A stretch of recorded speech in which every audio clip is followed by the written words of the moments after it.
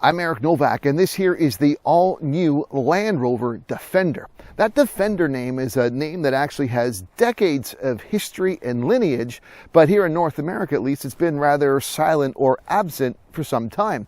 The Land Rover Defender stopped being available in North America in about 1997, and in its entirety, it hasn't been made since 2016. But the folks at Land Rover knew there was a place for it again, and they've spent almost about a decade building this next generation of it. It is a vehicle that's got a lot of hype to it, and it's something that I'm looking forward to reviewing on my latest automotive review.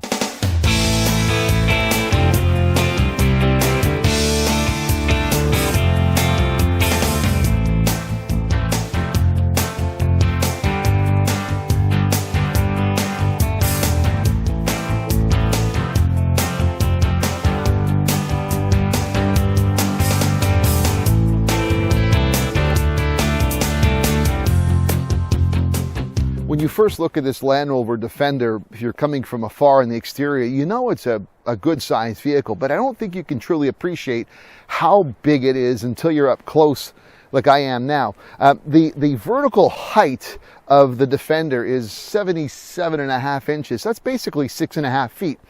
With this tester that I have, they've also got the optional roof rack, and we're pushing 7 feet here. You gotta be. So it really is a significantly large vehicle.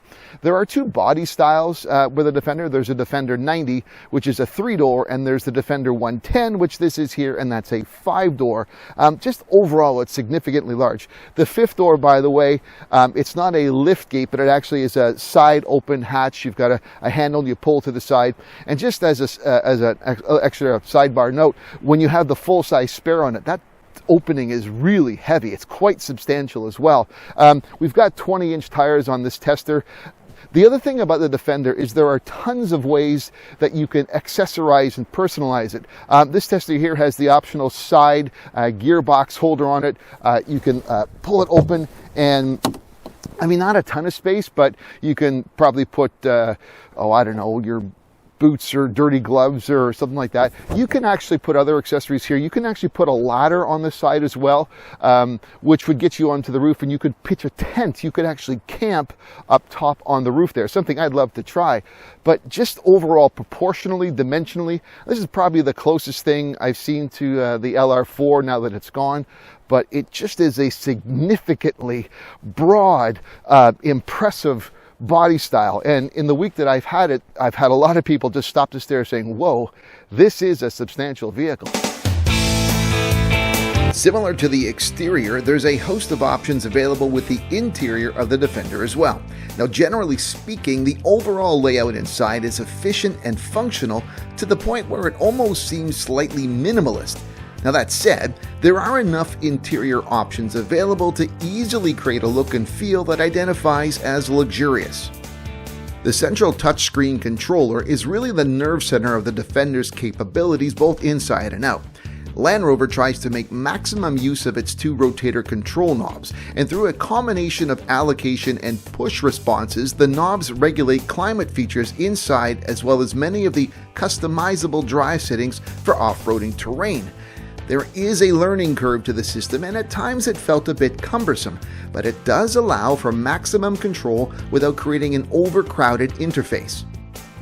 With respect to interior seating capacity, Defender 90 models can seat up to 6 people. That's thanks to the optional front row jump seat, while 110 models can come equipped with seating for 5 or 7 using a 2-3-2 seating configuration. The huge interior provides plenty of cargo space depending upon model and seating configurations. Now, my 110 SE tester came with seating for 5 and had 34 cubic feet of cargo space behind the second row. If I were to put the second row down, I'd have 78.8 cubic feet of space available. And if you needed to haul something behind, the Defender has a maximum tow rating of 8,201 pounds, plus there's the ability to place up to 370 pounds of cargo on the roof rack.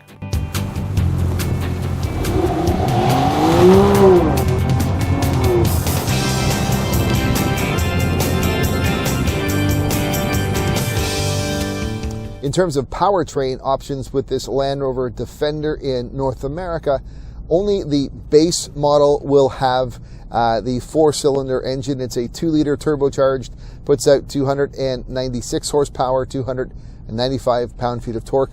All others will have a 3-liter V6 turbocharged with also a mild hybrid system, kind of like an Eco Assist or sort of a little electric boost. It's not big enough to be called a hybrid, but it's a small little addition of a battery charge, just oftentimes in early acceleration and such as that. But that total output will be 395 horsepower and 406 pound-feet of torque. So there is also a plug-in hybrid version of this Land Rover Defender, but sadly, as of right now, it appears that it is going to be made available in the UK and probably in Europe. But as for North America, there are no plans at this time. It almost seems to me that this might be a case where they might be looking to see how the Wrangler 4xe does, and if they feel there's a market for that, which I think there would be, they'll bring it over. But right now, as far as we can tell, the plug-in hybrid will not be available here in North America. In terms of fuel economy, an interesting thing with this vehicle is that both the 4-cylinder and 6-cylinder engines have the same combined fuel rating according to the US EPA. That's probably because the 6 does have the mild hybrid system, which probably would improve the fuel economy a little bit. But the combined number for both, or basically for all models here in North America right now, is 12.4 liters per 100 kilometers. That works out to 19 US miles per gallon. It's not great, but this is a large, heavy, luxury off-road vehicle. So bear that in mind. But again, it gives more justification to why we should see that plug-in hybrid electric vehicle here. I've also not heard anything as to whether we'll see a diesel version of this Defender. At least I haven't heard anything this way. There may well be, and that could be another cause, but right now these are the fuel economy numbers, and they're okay at best. When it comes to trying to explain the off-roading capabilities of the Defender, I could spend several minutes trying to detail what it can do and how it does it. But to make it simpler, I'll just tell you that this vehicle is built to drive in just about any and every situation you would even remotely think of driving through. Everything from off-road trails to driving over rocks, through sand dunes, heavy winter conditions, mud, and even wading through almost 3 feet of water is possible. It's a vehicle that's well suited for the off-road expert, given that the Defender offers the ability to customize drive settings related to ride height, traction, and drivetrain to get the exact performance attributes necessary for the experts. But given that the vast majority of Defender buyers won't be off-road experts, the Defender offers intelligent auto functionality of terrain response, which can recognize the surface and configure the vehicle appropriately without input from the driver. And that's for those times when they really need to venture off the typical beaten path. Of all the performance attributes in the Defender, the electronic air suspension, which is offered standard on Defender 90 First Edition and X variants, as well as on all Defender 110 models, is the most marketable. Even for families going on a long-haul adventure, I found that the air suspension created a smoother ride that you wouldn't necessarily expect with an extreme off-roading machine like this one. It certainly offered a more refined ride than one would expect in a Jeep Wrangler, for example.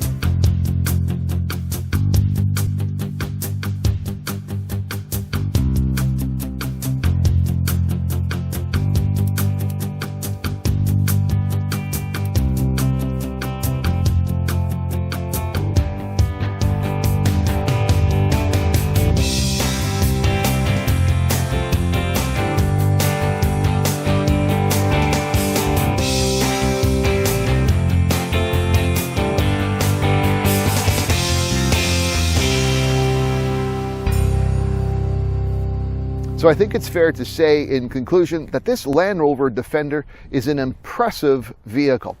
Its capabilities, well, I mean, it's completely as advertised. You would have very little difficulty going, well, I guess anywhere you'd probably try to go. And there are very few vehicles in the market that have that same off-roading capability. The Wrangler, of course, probably being the most obvious comparison. Whereas unlike the Wrangler, though, where the Defender has the advantage is in the interior and the overall comfort that this has more as a daily driver. If you're a Wrangler driver, you buy into it. You love the look, you love the feel, and you also love how it's somewhat less refined inside, whereas in here, you're getting the Land Rover luxury appointments, and you should for the premium price.